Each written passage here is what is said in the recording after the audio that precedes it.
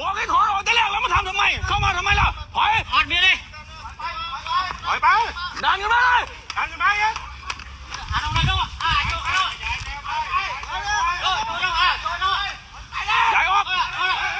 เฮ้ยเอาดิมาอันเพียตึกพลาจ้ะมาจุ้ยเยอะบอกว่าเขาไปอีกเนี่ยเขาไปอีกเนี่ยนี่เนี่ยเยอะเดี๋ยวไอ้ใหญ่ขี้ตามมาขี้ขี้มันตายไปกันเลยไปถอยไป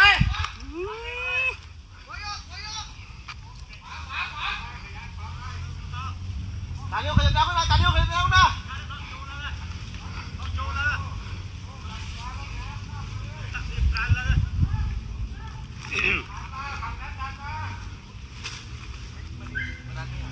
ขึ้นมาอีกครับขึ้นมาเลยขึ้นมาดันขึ้นมาใส่ครับ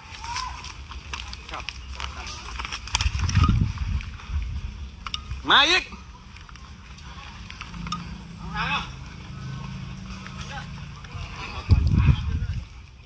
มันถึงเวลาแล้วผมจะรอก็ติดต่อเขาไปเสียเขาคุยกันแล้วรอก็กลับเหมือนเดิมไม่ใช่จะมาอยู่ตรงนี้บอกยังไงไหม